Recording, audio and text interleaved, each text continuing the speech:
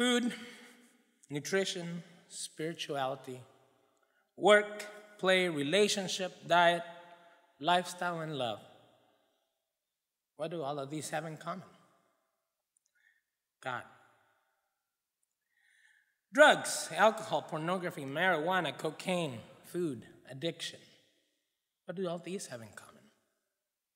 The need for the gospel, the need for the gift of finding rejoicing. Notice how food was in both. Food was in both. Nutrition was in both because there is an addiction in food. When food becomes your crutch that you can hide behind, when food becomes that place where you turn to when you want to find comfort and solace. But food is also what we use to give fuel to our bodies and to live. So when that food becomes your drug, when that food becomes that place where you hide behind, when it becomes that teddy bear or that blankie, it is very difficult. Because with any other addiction, such as alcohol or drugs, very simple. You turn away from them. You do not need them. But food you need. Food you need to survive. You need to live on. So that's where it becomes the way that you look at food, the way that you look at life, but most importantly, the way that you look at your relationship with God. From our baptismal waters, we are claimed to be a child of God, and we are given the gift of salvation through Him. And that salvation comes when He returns.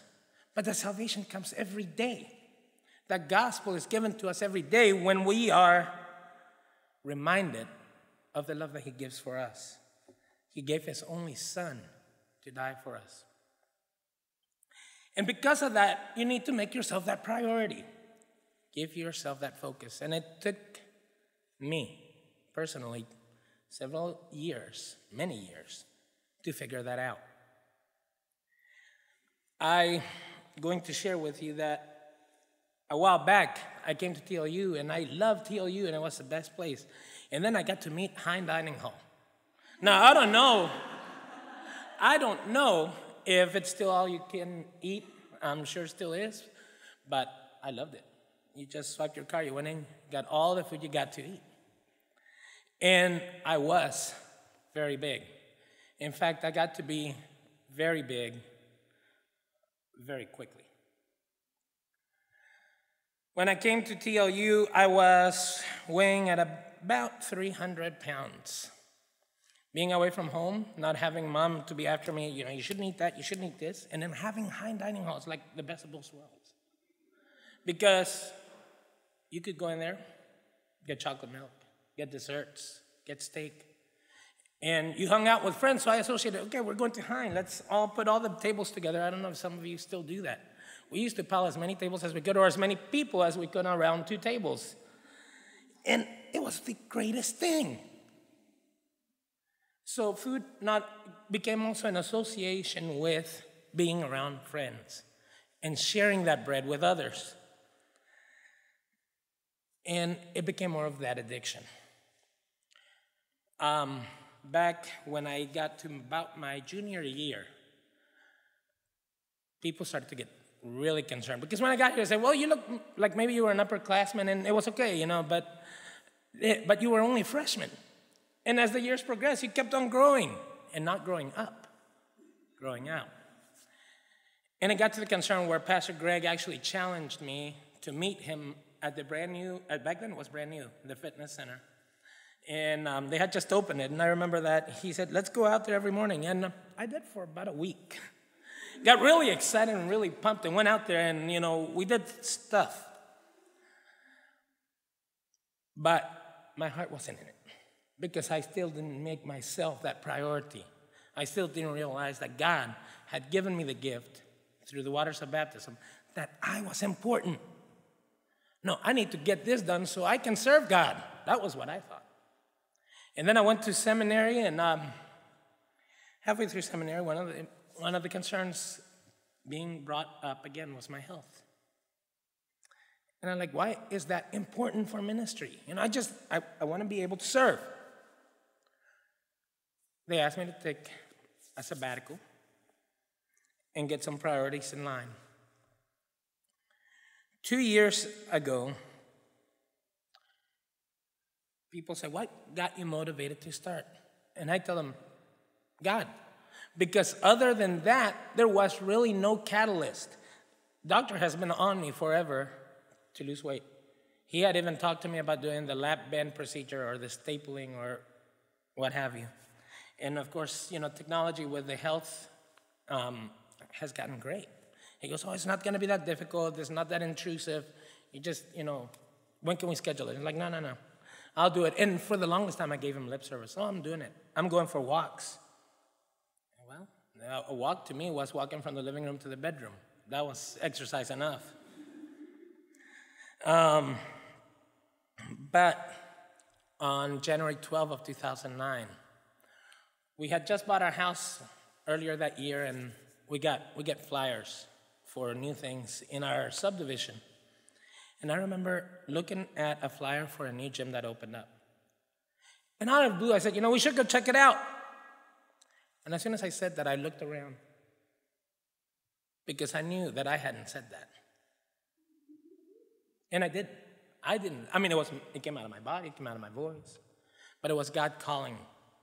It was God calling to take that answer, to take the action and have the commitment to go forth.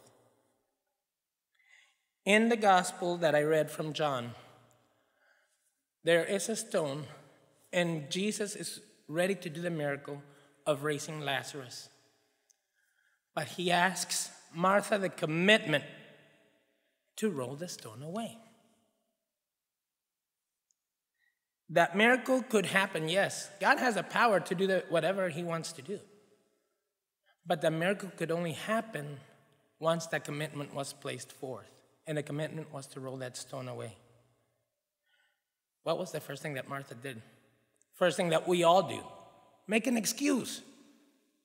He's been dead for 4 days. He stinks already. Me go to the gym? Get up early? Go do weights? Go do running? Oh, come on. We put excuses after excuses that keep us from the commitment to answer God's call. God's call, whatever that may be for your life, whether it is to be eventually to serve him as a teacher or a preacher or a computer analyst, is the way that you're going to serve the kingdom. But his first call is to take care of you and to love yourself as that. As you saw the picture of where I was before, 450 pounds, as I lose the weight, people ask me, well, what special diet do you follow? What special shake do you drink? No. Well, and I've heard this one. This is my favorite. Well, you're coming to the party? Yep. What do I need to get? What are you allowed to eat? I'm allowed to eat anything. I can go and eat a pecan pie, which is one of my favorite things to eat. The thing is the relationship you have with the food. Am I going to eat the whole pecan pie, or am I going to eat a regular serving and take care of me and put me as that priority? That pecan pie will still be there tomorrow if I want to have another slice then. It is about where you put that priority and where you put that call. God promises miracles. And the miracles is being able to come out strong and more confident and in a deeper relationship with God at the end of the journey. But it is a journey. It is not about just having a simple operation. It's not just about losing the weight. It's about having that light bulb click on and answering God's call and walking with God's call through that journey. God also promises not to leave us alone. Support system. I've had one of the best support systems in this journey. Immediately in my household, with my children and my wife, she has also gone through this journey as well. So it helps to have that partnership. It helps to have that motivation within one another, because there are days that I do not want to go to that gym. There are days that I was like, I am so tired. I've been at work. I've been in meetings. I just want to go home. And those are the days that she'll text me back or she'll call me and say, we're okay if you're about a half hour late. At least go and stretch. At least go do a quick cardio. We'll be okay. And I do. By the time I leave the gym, I am feeling better. Not because there's anything powerful in that elliptical. Not because there's anything powerful in that exercise machine with the weights. It's because I went in and gave that time to myself to value that, to improve on me. And I was able to do it. What are the benefits of all this? Well, of course, you have your immediate physical evidence. You get to go buy clothes, a lot more clothes, for a lot cheaper. Shirts for regular sized people are like 3 times cheaper than at the big store where I was going. I can buy 3 shirts for one that I used to buy. But besides those, you also have the doctors taking off medicines. That was another great benefit. It's like, you don't need to take that anymore. You don't need to take that one anymore. Like, good. But there's the benefit of confidence. Knowing that you have made it through the other side. Knowing that God has claimed you. And that the miracle of life, of a new fulfilling life, is yours to have. That is the miracle, that is the grace, and that is the gospel today. The story is not about, oh, look what I can do. No, because it's not something that I have done by myself. It is, look what God can do through providing you the supports and through reminding us that we are a blessed child of God. Amen.